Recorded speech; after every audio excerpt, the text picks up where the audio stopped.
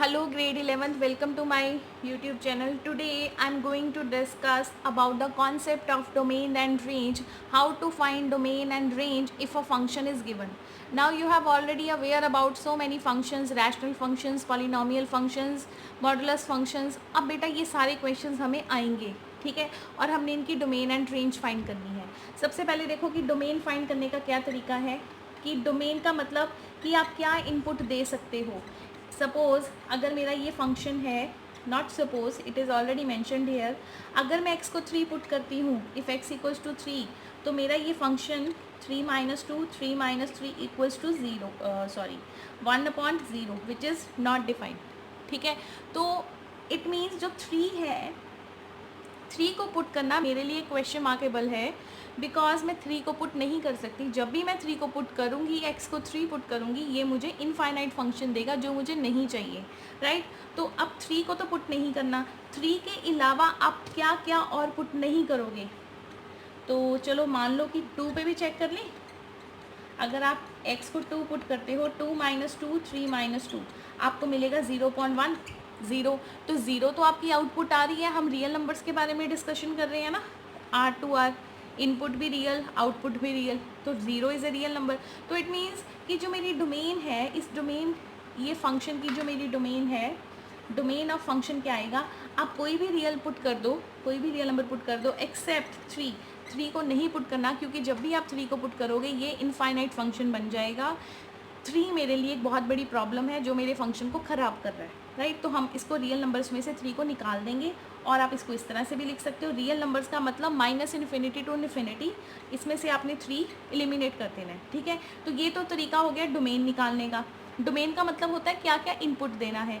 अब हम फाइंड करेंगे रेंज. रेंज का मतलब हमारा आउटपुट मीन्स कि हमारा आंसर्स क्या क्या हो सकता है. तो रेंज निकालने का एक तो हिट एंड ट्रायल वे ये है कि पुट कर करके देखते रहो आंसर्स क्या क्या आएंगे. That is a quite long and lengthy process. यहाँ पर एक हम मेथड सीखते हैं कि अगर हमें बिना सॉल्व किए डोमेन पता कर रेंज पता करनी हो तो हम कैसे करेंगे. आपको ये पता है कि f(x) इक्वल्स टू y है.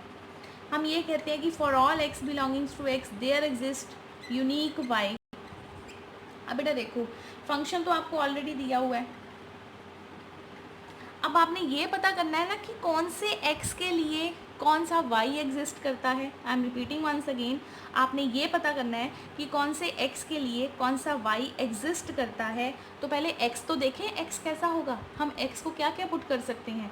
तो हम यहाँ पर x की वैल्यू फाइंड करेंगे. After cross multiply you can get the value of x. तो बेटा यहाँ पर देखो, मैंने क्रॉस मल्टीप्लाई करके x की वैल्यू फाइंड कर ली. अब मैंने x की वैल्यू फाइंड की है कि वो x कैसा होगा, मतलब जो लेफ़्ट साइड में आपका x पड़ा है वो x ऐसा होगा, उसकी जो इमेज है, उसकी जो प्री इमेज है वो ऐसी होगी. अब ये वाला जो फंक्शन है, ये जो फंक्शन हमने बनाया है, अब इस फंक्शन में भी एक प्रॉब्लम आ रही है कि इस फंक्शन में अगर y को आप -1 पुट कर दोगे ये भी इनफाइनाइट बन जाएगा. बनेगा या नहीं. इट मीन्स कि जब भी आप इस क्वेश्चन को सॉल्व करोगे आपको -1 आंसर कभी नहीं मिलने वाला, कभी नहीं मिलेगा -1 आंसर. तो मीन्स कि -1 तो मेरी रेंज में है ही नहीं. देखो, मैंने ये पता करना है कि मेरा -1 आंसर आएगा या नहीं. आप डिफरेंट वैल्यूज़ पुट करते रहो, इसमें आंसर आपका -1 कभी नहीं आएगा, ये श्योर है. वीडियो पॉज करके ट्राई करके देख लेना, -1 नहीं आएगा. It means y equals to -1 हम यहाँ पर पुट नहीं कर सकते, बिकॉज अगर मैंने y को -1 पुट किया, मेरा x क्या बन जाएगा, नॉट डिफाइंड. ठीक है, तो इट मीन्स हमारी जो रेंज है, so please write down, the range of the function is RF. Means range of the function is, आपके सारे आंसर्स आएंगे एक्सेप्ट -1. तो रेंज क्या बनेगी फंक्शन की, R -1. Come to the next sum. Now the next question. तो बेटा देखो, नेक्स्ट क्वेश्चन है f(x) equals to x² -9/(x-3). ठीक है, ये मेरा क्वेश्चन था. अब मुझे पता है कि फैक्टर बन रहे हैं तो मैंने बना दिए, नहीं भी बनाओगे तब भी ठीक है. लेकिन अब देखो, अगर आपके दिमाग में ये चीज़ आ रही है कि मैं इसको कैंसिल कर देती हूँ, ठीक है बेटा, ये कैंसिल कभी भी नहीं होगा. अब आपने हर चीज़ को कैंसिल करने के टाइम पे सोचना है, 10 बार सोचना है. ठीक है, ऐसी नहीं, वही मैं पंजाबी में बोलूँगी, मुंह चक के कैंसिल नहीं करना जैसे हम 10th में करते थे. ठीक है बेटा, तो यहाँ पर कैंसिल मैं क्यों नहीं कर रही, आप ध्यान से देखो। अगर x आपका 3 हो गया तो क्या होगा, बड़ी प्रॉब्लम होने वाली है। 3 + 3, 3 - 3 अपॉन 3 - 3, 0.0, 0.0 को डिवाइड आप नहीं कर सकते, इसीलिए इस फंक्शन की जो डोमेन है वो आएगी r-3। ठीक है, कभी भी कैंसिल नहीं करना। कैंसिल आप करते थे छोटी क्लासेस में, जैसे देखो ये है, आप क्या करते थे बता दो, आप करते थे ये, सॉरी 10th तक नहीं करते थे, चलो फिर भी 9th 7th में तो आप कर ही देते थे बेटा कैंसिल। ये जी मैंने कैंसिल कर दिया, बट बेटा कैंसिल क्यों होगा, अगर x 0 हो गया तो क्या आप एक कैंसिल कर सकते हो, नहीं कर सकते ना। वहाँ पर हमारे पास जो था डोमेन का, तो हम ध्यान ही नहीं देते थे कि हमारा x क्या क्या हो सकता है, क्योंकि क्वेश्चन भी उसी टाइप के आते थे ना, इतना सोचने पे भी मजबूर नहीं होना पड़ता था वहाँ पर। यहाँ पर होना पड़ेगा, अगर आपका x 3 हो गया 0.0 बनेगा, जिसको आप कैंसिल नहीं कर सकते, तो इट मीन्स आपकी जो डोमेन है वो आएगी r-3। Come to the range. अब देखो रेंज के लिए हमने कैसे करना है, अभी हमने एक मेथड सीखा है, हम क्या लिखेंगे, लेट f(x = y), हम x की शक्ल देखेंगे कि वो x कैसा दिखता है, कौन से x के लिए कौन सा y आएगा। देखो यही है ना, रेंज का मतलब y चाहिए, और y तब आएगा जब x का इनपुट दोगे। तो देखिए इनपुट हम क्या दे रहे हैं, क्या इनपुट दे रहे हैं, स्टेटमेंट के अकॉर्डिंग इनपुट मेरा क्या बन रहा है। तो हम इसको सॉल्व करें, x² - 9 अपॉन x - 3 = y। अब देखो बेटा मैंने क्या किया है, f(x = y), x² - 1 upon x - 3 को मैंने y ले लिया, ठीक है। अब बेटा मैं इसको कटिंग कर सकती हूँ, क्योंकि ऊपर मैंने बोल दिया है कि मेरा जो x है वो 3 नहीं हो सकता, मेरी जो डोमेन है वो r-3 है। तो अब हमने 3 तो पुट करना ही नहीं है, जब हमने 3 नहीं पुट करना, 3 को छोड़कर आप कुछ भी पुट करते रहो, जैसे x को 4 पुट कर लो, 4 + 3, 4 - 3, 4 - 3, अब तो ये कैंसिल हो जाएंगे, अब तो किसी को कोई प्रॉब्लम नहीं है। तो इट मीन्स कि हमने यहाँ पर 3 को पुट नहीं करना, ऊपर ही हमने बोल दिया है, तो मेरा जो y है, y आ गया मेरा बेटा x + 3, तो x की वैल्यू मेरी कितनी आ गई, y - 3। ठीक है, x की वैल्यू मेरी कितनी आ गई, y - 3, राइट। तो अब देखो रेंज क्या क्या हो सकती है, रेंज का मतलब मेरे आंसर्स क्या क्या हो सकते हैं। ऊपर मैंने बोला है कि x को 3 नहीं पुट करना और जो मर्जी पुट करते रहो, x को 3 नहीं पुट करना और जो मर्जी पुट करते रहो, तो इट मीन्स जो मेरी रेंज है, रेंज क्या होगी मेरी, 3 पुट नहीं करना। अगर आप 3 पुट करोगे तो आपको 6 आंसर मिलेगा, इट मीन्स इसको सॉल्व करके 6 आंसर कभी नहीं आने वाला, कोई भी नंबर सॉल्व पुट कर दो आप, 6 आंसर नहीं मिलेगा। तो मेरी रेंज क्या होगी यहाँ पर, r-6, राइट। तो यहाँ से थोड़ा सा दिमाग लगाना पड़ेगा, इतनी जल्दी आंसर्स नहीं मिलेंगे, बहुत सोच समझ के और बहुत प्रैक्टिस चाहिए। Next question is f(x = 4 - x upon x - 4), तो हमने डोमेन चेक करनी है। अब देखो डोमेन चेक करने के लिए इनपुट चेक करना है, तो इनपुट तो ऑब्वियस है कि अगर आपने x को पुट कर दिया 4, तो ये तो क्वेश्चन नहीं सॉल्व होने वाला, नहीं होने वाला ना। तो यहाँ पर 4 तो आप किसी भी हालत में पुट नहीं कर सकते, ना तो आप न्यूमिनेटर में कर सकते हो, ना आप डिनोमिनेटर में कर सकते हो। 0.0 फॉर्म बन गई है, 0.0 इज़ नॉट डिफाइंड। तो यहाँ पर स्ट्रिक्टली मेरी डोमेन क्या होगी, r-4। 4 को छोड़ के जो मर्जी पुट कर दे जाओ, ठीक है, कुछ भी पुट कर लो 4 को छोड़कर, तो डोमेन आपकी होगी r-4। रेंज चेक कर ली, रेंज के लिए क्या करना है, let f(x = y), 4 - x upon x - 4 = y। अब मैंने x को 4 पुट नहीं करना, मैंने यहाँ पर बोल दिया, तो अगर मैंने x को 4 पुट नहीं करना, तो अब मैं इसको कैंसिल तो कर सकती हूँ ना, y की वैल्यू कितनी आएगी, -1। अब हम इसको आराम से कैंसिल कर सकते हैं, इट मीन्स आपके जितने भी आंसर्स हैं ना, जितने भी आंसर्स हैं, y की वैल्यू बेटा -1 आ गई है, y = -1, is it visible, yes, y = -1। तो अब y का मतलब क्या होता है, y इज़ रेंज, तो इट मीन्स रेंज कितनी आएगी आपकी, रेंज इज़ -1। कुछ भी पुट करते जाओ, -1 ही मिलना आंसर, ठीक है। नेक्स्ट क्वेश्चन देखो, f(x = x अपॉन 1 + x²। तो अब बेटा मुझे बताओ जल्दी से, दिमाग में आपके क्या क्या आ रहा है कि आप x को क्या नहीं पुट कर सकते, ठीक है। तो आप x को क्या नहीं पुट कर सकते, हमेशा डिनोमिनेटर को 0 रख दिया करो। X square plus 1 equals to 0, X square equals to -1।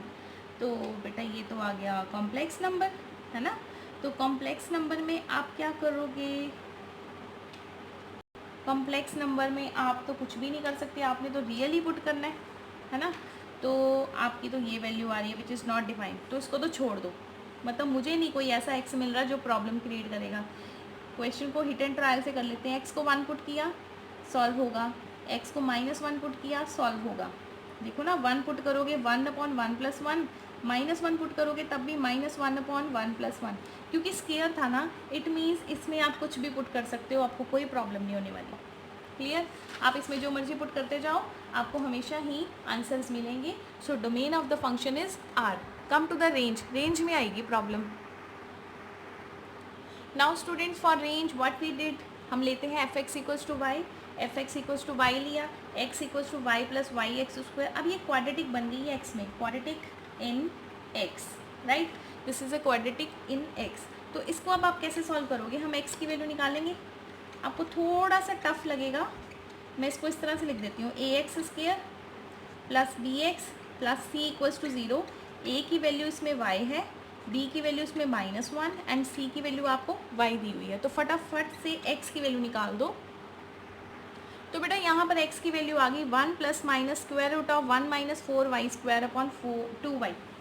अब देखो, हमने ये चेक करना है कि मेरा y कैसा होगा, ठीक है, मेरी आउटपुट कैसी होगी। तो ये हिट एंड ट्रायल मेथड है, थोड़ा सा टफ क्वेश्चन है।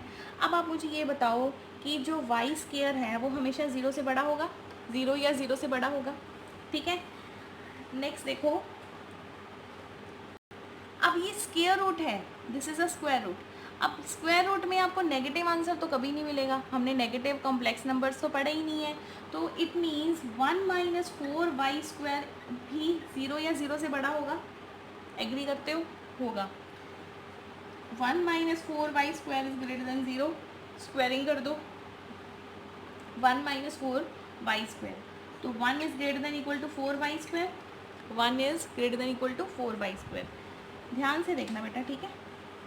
1 = 4y²। आगे देखो, इसको ऐसे लिख लेते हैं, 4y² is less than equal to 1, y² is less than equal to 1/4, y is less than equal to 1/y² is less than equal to 1/2², ठीक है। तो आप इसको इस तरह से भी कर सकते हो कि जो y है, फैक्टर बना के कर लेते हैं, वो इजी रहेगा। y² - 1/2² less than equal to 0, y + 1/2, y - 1/2 less than equal to 0, ठीक है। तो y की वैल्यू देखो क्या क्या आ रही है, y is less than -1/2, y -1 less than equals to 0। नहीं बेटा ये छोड़ो, आप दूसरा कंसेप्ट मैं आपको बताती हूँ, वो इजी है, ये लेंथी हो गया। y² is less than equal to 1/4, y² is less than equal to 1/2²। अब इस y को हम मॉडुलस में लिख लेते हैं, modulus square is less than equal to 1/2 modulus square, क्योंकि जो मॉड है ये हमेशा पॉजिटिव वैल्यू देगा, ये भी हमें पॉजिटिव वैल्यू देगा। तो अगर आप मॉडुलस लोगे, modulus of y² less than equal to modulus of y², 1/2², ये भी हमें पॉजिटिव वैल्यू ही देगा। अब यहाँ पर दो क्वेश्चन अराइज होते हैं, ठीक है। तो mod y² is less than equal to 1/2², square square cancel, mod y is less than equal to 1/2, ठीक है। नया कॉन्सेप्ट है, आई नो डिफ़िकल्ट लगेगा, लेकिन समझो इस चीज़ को, बहुत बेनिफिशियल रहेगा आपको, आपके लिए फ्यूचर में जब आप कोई एग्ज़ाम देने जाओगे, देखना झट से क्वेश्चन सॉल्व होंगे वहाँ पर। 4y² मैंने यहाँ से स्टार्ट किया, मेरा जो रूट है वो कभी 0 से छोटा नहीं होगा, ये मैंने मान के चला, मान के क्या चला, ये ट्रुथ है, ठीक है। तो 1 - 4y² greater than equal to 0, 1 is greater than equal 4y², ये सारा सॉल्व किया। यहाँ पे आपको प्रॉब्लम आ रही होगी कि मॉड क्यों लिखा है। मॉड हमेशा पॉजिटिव वैल्यू देगा, स्केयर भी हमेशा पॉजिटिव वैल्यू देगा, एग्री करते हो। Modulus positive value, square positive value.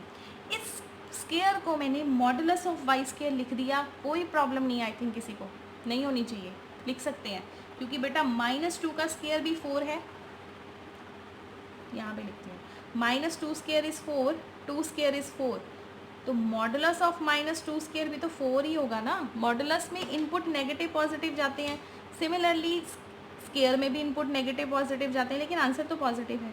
तो इस स्केयर को मैंने लिखा modulus of Y square is less than equal to 1/2 modulus square. Square square cancel कर दो, modulus of Y is less than 1/2। एक बहुत इंपॉर्टेंट रिजल्ट है, मैं वो लगाने लगी हूँ, if modulus of x is less than equal to a, तब वो x होता है a और माइनस a के बीच में, याद रखना। If modulus of x is less than equal to a, तो वो x किसके बीच में होगा, 1/2, सॉरी ये y किसके बीच में होगा, 1/2 और माइनस 1/2 के बीच में, राइट। प्लीज़ राइट डाउन, ये y जो होगा हमारा माइनस 1/2 और 1/2 के बीच में होगा, राइट। दूसरी चीज़ याद करो, जब मैंने x की वैल्यू निकाली थी, x की वैल्यू मैंने क्या निकाली थी, 1 plus minus 1 minus 4y square upon 2y। अब यहाँ पर y को ज़ीरो नहीं पुट करना, मतलब y को ज़ीरो पुट नहीं करना, इट मीन्स पुट नहीं करना, तो y जो है ज़ीरो आंसर कभी नहीं देगा, ठीक है। इसका मतलब ये हुआ कि इसकी जो रेंज है, इस फंक्शन की जो रेंज है, रेंज ऑफ दिस फंक्शन क्या आएगी, -1/2 और 1/2 के बीच में तो आएगी, लेकिन ज़ीरो आंसर कभी नहीं मिलेगा। -1/2 1/2 के बीच में तो आएगी, लेकिन ज़ीरो आंसर कभी नहीं मिलेगा। अगर ये हिट एंड ट्रायल से करते हो तो क्या ये आंसर दे पाओगे मुझे, कभी नहीं दे पाओगे, इम्पॉसिबल, ठीक है। टाइम वेस्ट होगा, वैल्यूज पुट कर करके देखोगे, चेक करोगे क्या क्या रेंज आ रही है, नॉट पॉसिबल। ये मेथड 100% सिक्योर है, कोई भी क्वेश्चन आ जाए, I am able to solve any question, any question. जिसने ये कर दिया उसने सब कर दिए, राइट। तो यहाँ पर ये रिजल्ट मैं डिस्कस करती हूँ कि ये क्यों होता है।